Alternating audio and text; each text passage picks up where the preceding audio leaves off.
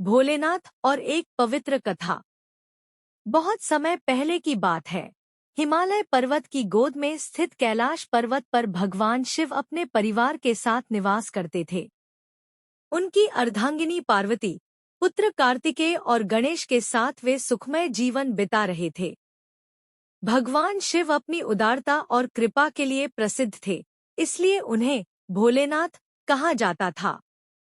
कथा का आरंभ एक बार देवी पार्वती ने भगवान शिव से कहा, प्रभु, आप इतनी कृपा और उदारता से सभी जीवों की रक्षा करते हैं, लेकिन क्या कोई ऐसी कथा है जो आपके परम भक्ति और त्याग को दर्शाती हो? शिवजी ने मुस्कुराते हुए कहा, पार्वती, ऐसी एक कथा है जो मेरे और मेरे भक्तों के बीच की अमर भक्ति और समर्पण को दर्शाती है। राजा चंद्रशेखर की भक्ति। प्राचीन काल में एक राजा थे जिनका नाम चंद्रशेखर था। वे भगवान शिव के परम भक्त थे और प्रतिदिन शिवलिंग की पूजा करते थे। एक बार उनके राज्य में भयंकर सूखा पड़ा और लोग अत्यंत पीड़ित हो गए। राजा ने अपनी प्रजा की समस्याओं का समाधान खोजने का निर्णय लिया और भगवान शिव की कृपा प्राप्त करने के लिए कठोर तपस्या शुरू की। भगवान शिव की कृपा। राजा चंद्रशेखर की भक्ति और तपस्या से प्रसन्न होकर भगवान शिव प्रकट हुए और बोले, वत्स, तुम्हारी भक्ति से मैं अत्यंत प्रसन्न हूँ। तुम जो भी वरदान मांगना चाहते हो, मांग लो। राजा ने विनम्रता से कहा, हे भोलेनाथ, मेरी प्रजा कष्ट में है। कृपया उन्हें इस सूखे से मुक्ति दिलाएं और हमारे राज्य में समृद्धि और शांति प्रदान करें। शिवजी का आशीर्वाद। भगवान शिव ने राजा की प्रार्थना सुनकर तुरंत ही आशीर्वाद दिया। उन्होंने अपने त्रिशूल से धरती पर प्रहार किया, जिससे वहां एक जलधारा फूट पड़ी और राज्य में हरियाली छा गई। सूखा समाप्त हो गया और प्रजा को जीवनदान मिला। राजा चंद्रशेखर की भक्ति ने भगवान शिव की कृपा प्राप्त की और राज्य में समृद्धि लौट आई। संदेश। इस कथा से यह सीखने को मिलता है कि सच्ची भक्ति और समर्पण से भगवान शिव की कृपा प्राप्त की जा सकती है। भोलेनाथ अपने भक्तों की सच्ची प्रार्थना कभी अनसुनी नहीं करते और उन्हें सदैव आशीर्वाद देते हैं। हमें भी भगवान शिव की भक्ति और समर्पण के साथ जीवन जीना चाहिए ताकि हम उनके आशीर्वाद से सुखी और समृद्ध जीवन व्यतीत कर सकें। इस प्रकार भगवान शिव की यह पवित्र कथा हमें भक्ति, समर्पण और दया का संदेश देती है, जो हमारे जीवन को शुभ और सुखमय बना सकती है। बहुत समय पहले की बात है। हिमालय की पर्वत श्रृंखलाओं के बीच स्थित कैलाश पर्वत पर भगवान शिव अपने परिवार के साथ निवास करते थे। शिवजी को भोलेनाथ भी कहा जाता है, क्योंकि वे सरल और दयालु स्वभाव के हैं। कथा का आरंभ एक बार एक निर्धन ब्राह्मण अपनी पत्नी और बच्चों के साथ काशी नगरी में रहता था। वह भगवान शिव का परम भक्त था और हर दिन शिवलिंग पर जल चढ़ाकर पूजा करता था। उसकी भक्ति में इतनी श्रद्धा और निष्ठा थी कि उसकी पूजा से प्रसन्न होकर भगवान शिव ने उसके सामने प्रकट होने का निश्चय किया।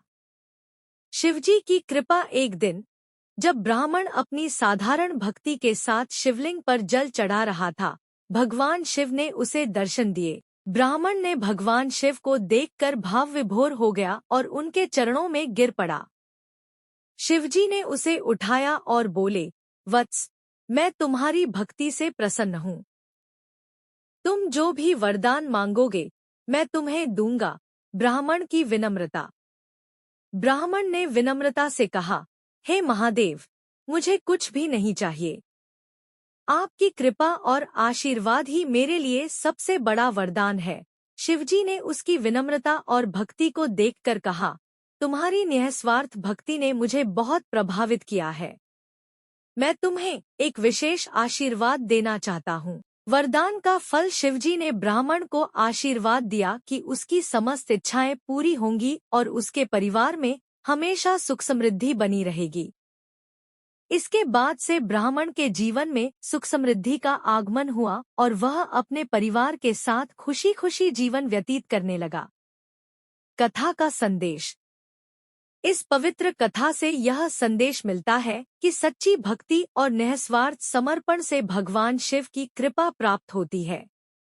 शिवजी अपने भक्तों की सच्ची भक्ति से अत्यंत प्रसन्न होते हैं और उन्हें मनोवांछित फल प्रदान करते हैं। इस कथा के माध्यम से यह भी समझा जा सकता है कि भगवान शिव कितने सरल और दयालु हैं, जो अपने भक्तों की साधारण भक्ति से ही प्रसन्न हो जाते हैं। इस प्रकार भगवान भोलेनाथ की यह पवित्र कथा हमें भक्ति, विनम्रता और निस्वार्थता का महत्व सिखाती है। यह कथा एक बार की है जब भगवान शिव ने अपनी भक्ति और करुणा से संसार को एक महत्वपूर्ण सीख दी। कथा का आरंभ बहुत समय पहले हिमालय पर्वत पर भगवान शिव अपने परिवार के साथ निवास कर रहे थे। उनकी पत्नी पार्वती और उनके पुत्र गणेश और कार्तिकेय भी उनके साथ रहते थे। भगवान शिव का जीवन शांत और आनंदपूर्ण था और वे अपने भक्तों की समस्याओं का समाधान करने के लिए सदैव तत्पर रहते थे। किसान की भक्ति। एक छोटे से गांव में एक गरीब किसान रहता था जिसका नाम रामू था। रामू भगवान शिव का अनन्य भक्त था और प्रतिदिन श्रद्धा से उनकी पूजा करता था। उसकी आस्था अटूट थी, लेकिन उसके जीवन में कठिनाइयां कम होने का नाम नहीं ले रही थी। उसकी फसलें खराब हो जाती थी और परिवार के लिए भोजन जुटाना मुश्किल हो गया था।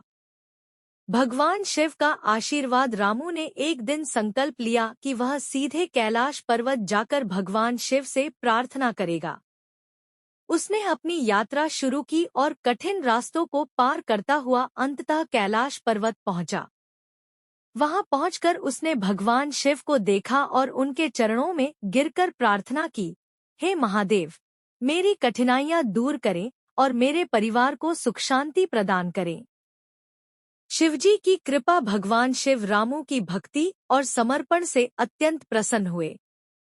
उन्होंने रामू से कहा, वत्स, तुम्हारी भक्ति और समर्पण ने मुझे प्रभावित किया है। मैं तुम्हारी सभी समस्याएं दूर करूंगा और तुम्हारे जीवन में सुख और समृद्धि लाऊंगा। शिवजी का वरदान। शिवजी ने रामू को आशीर्वाद दिया और उसकी फसलों को हरा भरा कर दिया। रामू के खेतों में फसलें लहलहा उठीं और उसका परिवार खुशहाल जीवन जीने लगा।